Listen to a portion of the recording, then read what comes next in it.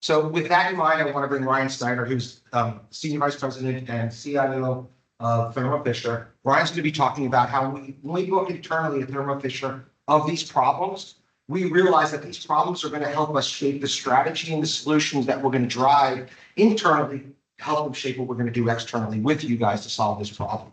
So that microcosm internally is something that we're going to explore and work with all of our customers, all of our partners to actually solve this problem. So with that, I'd like to bring Ryan.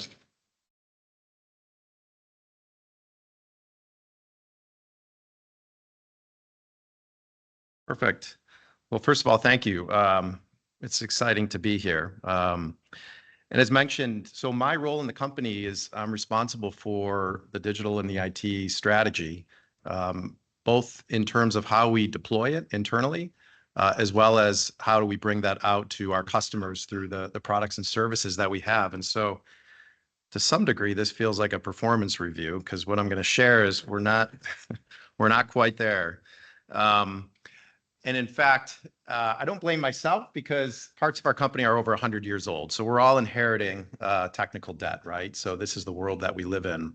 But certainly when you start to think about a company like Thermo Fisher, which has been built through acquisition, we have over 23 divisions across the organization, each with a lot of autonomy to build out the products and services they need for the specific disciplines of science. And so, you know, historically, there wasn't that much of a need to create overlaps, right? Each of these disciplines, physically, when you'd go out to a customer, would be in a particular building, right? And there wouldn't necessarily be a lot of overlap. And as we know, the world that we're in today, that's certainly not the case anymore. There's an insatiable need to bring these things together. And so, as mentioned, that's part of my responsibility. And so as I look across our landscape, we are faced with many of the same issues. We have a lot of different scientific disciplines across the world sitting in different locations that are asking for this stuff to work a lot better together. So that's certainly one of the issues that we have, both from a data as well as a connectivity perspective. And as we think about trying to get there, we also look at the concept of FAIR and ensure that we are looking at platform approaches, both internally as well as looking at partnerships that allow us to go faster. I think one of my colleagues, Richard, was here yesterday, and you know, certainly one of the themes we often hear is, why can't you go faster? You know, and that's probably something that's whispered in my ear as the CIO every day of my life.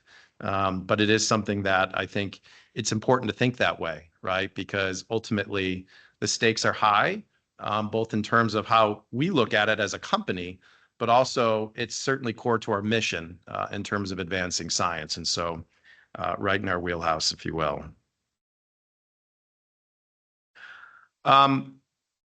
You know, as science moves faster, the way we also are analyzing this is the volumes of data.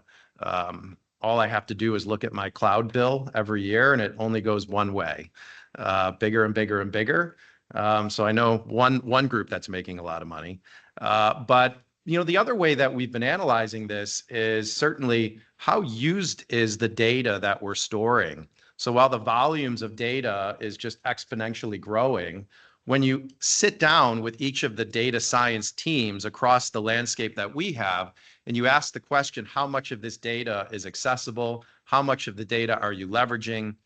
The answer is shockingly low. And so while this concept of going faster sometimes can feel scary, I flip it around and I say, look at the opportunity. Because if we had a very efficient set of capabilities, then you'd be struggling to kind of find what would be the impetus to kind of make it even better. But actually, when you see the amount of inefficiency that's built into the systems that we all support, it should excite us. And if I look at, of course, I've made it this far without saying AI, but if you think about generative AI and the capabilities that it brings, this is suddenly feeling like a very solvable issue that we face in terms of trying to not only catalog and summarize data, but as the models advance and you start to think about the opportunity for true reasoning, suddenly the volumes of data that we're creating can become a lot more useful. And I think about the types of data, though, excuse me, that are being stored.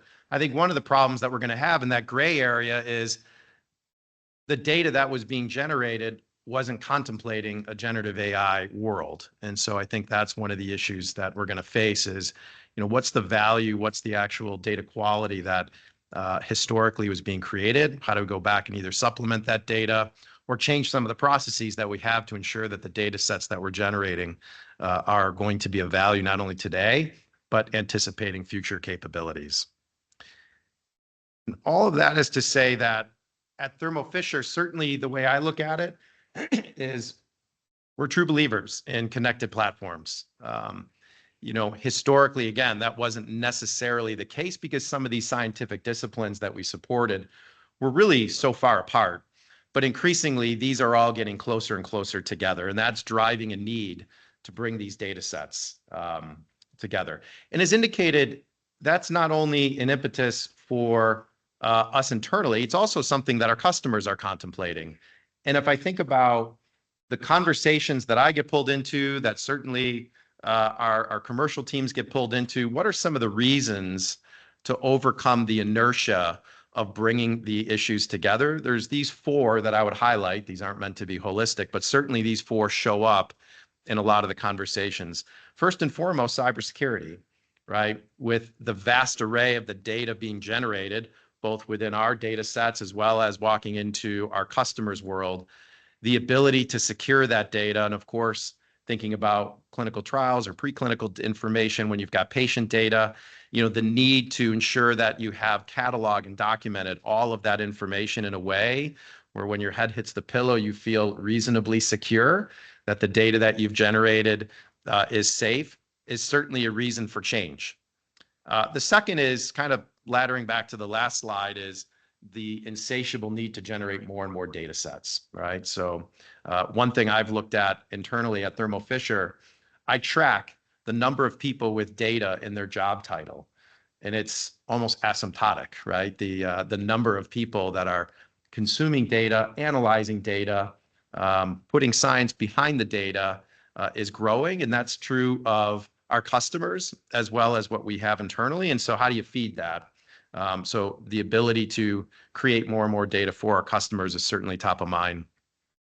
And both connecting the data as well as obviously there's so much inefficiency in terms of how all of this data moves about. So I know I'm preaching to the choir as far as that's concerned, but if I put all of that together, it is certainly driving the strategy that we are advancing as fast as we can. And I've listed some of the capabilities that we're now developing internally at Thermo Fisher, which the origin story, if you will, of every single one of these is, the instrument is powerful, but increasingly it's the data that's coming off of it where the real capability and the real value is being driven. And so working with each of those teams to develop data products, to develop connectivity platforms, both in general, but also in deep scientific areas, whether it's mass spectrometry or genomics or a proteomics capability, ensuring that you're creating, a data set that our customers can consume is something that is, paramount. And so this is where a significant amount of our investment is now shifting. If you look at the R&D spend that Thermo Fisher has, the amount of money that's now shifting into this area is growing at a very, very rapid pace. So we're all in, so to speak. And then, something I think a lot about is why is it so hard, right? Why do we have issues when it comes to creating connected data sets? It just feels like in 2024, this should be a lot simpler. So one of the journeys I went on the past couple of years is I personally went out and talked to over 50 chief data officers from small and large companies and just interviewed them. And I asked them, how do you manage data within your organization? Where is it working? Where is it not working? And it was some pretty fascinating insights that I got back, which were, number one, the role of the chief data officer was defined, I think, uniquely by every single company. In some cases, this would be the equivalent of a database administrator. Maybe it was the technician that was sitting over a data warehouse. Maybe it was truly a strategist. In some operations, it can become obviously a very for-profit enterprise. And so this person's more of a strategist. And in other cases, they're more embedded directly into a line of business, and they've all organized it differently.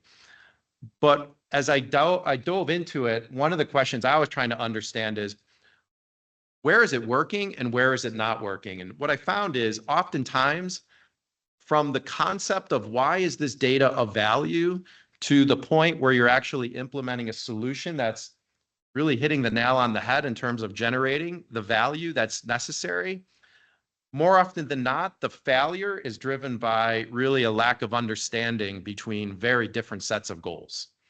So one of the ways that I'd share with the team to think about it is we've created this concept of a data layer cake, which is to say, start with what is the business problem you're trying to solve and staff that. So this is where we have our true kind of data product leaders.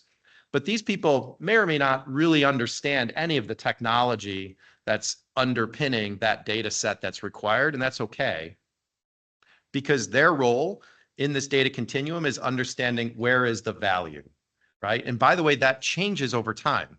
If I think about what's taken place over the last 5-10 years, how to construct the value case can actually evolve. And so I think it's important that that's not a one and done. You don't kind of start with a document and then just put that into a shelf and never to look at it again. Somebody has to continue to own that value proposition. Is the value still there?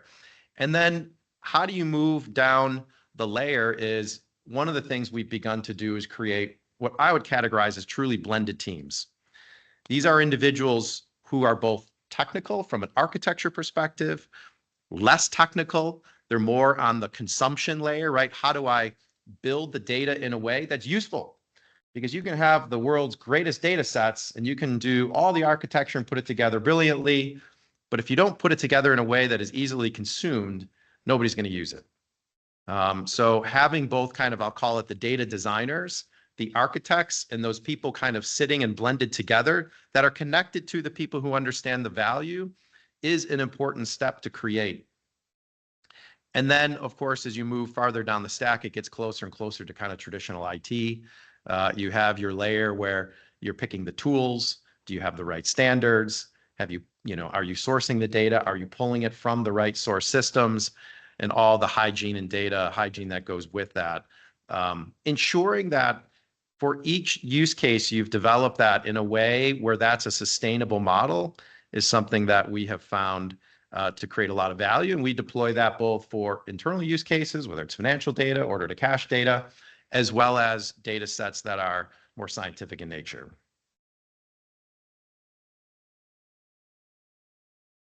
I think my last slide here is to really just kind of think about when you look at a company like Thermo Fisher, one of the opportunities that we look at is we've built and acquired capabilities across really most of the scientific continuum, right? So we segment our data sets and all of the R&D and capabilities by these three areas. So whether it's discovery and looking at how we can more closely partner with vendors, suppliers, as well as our customers around advancing scientific discovery, which is obviously super exciting with what's happening with AI right now. But as well, clinical research with our acquisition of PPD, a significant opportunity to take a look at all of the data that's powering clinical trials and ensuring that in these cases, it's really about time. How can we accelerate the amount of time that the products can, or rather the information can move through the clinical trial process? As most of you may know, it can take years to actually just source the people. How do you find the people to bring into clinical trials? How do you find the real world evidence and data that can actually, come together in a way that's consumable? And how do you document that? How do you flow it through all of the different sites?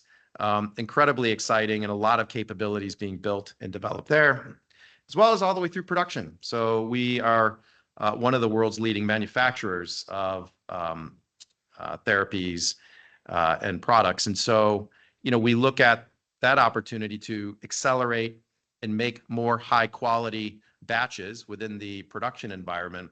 But when you stitch all of this together, there's a lot of kind of, molecule following and tracking that can take place in terms of early stage all the way through the clinical trials and then all the way through production. How do you connect those data sets?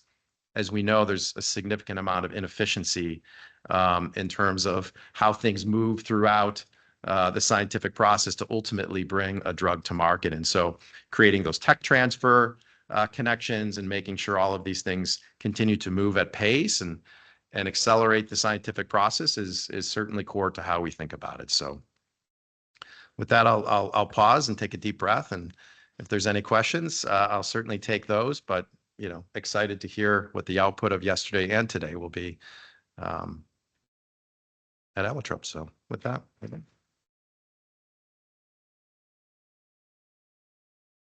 thank you.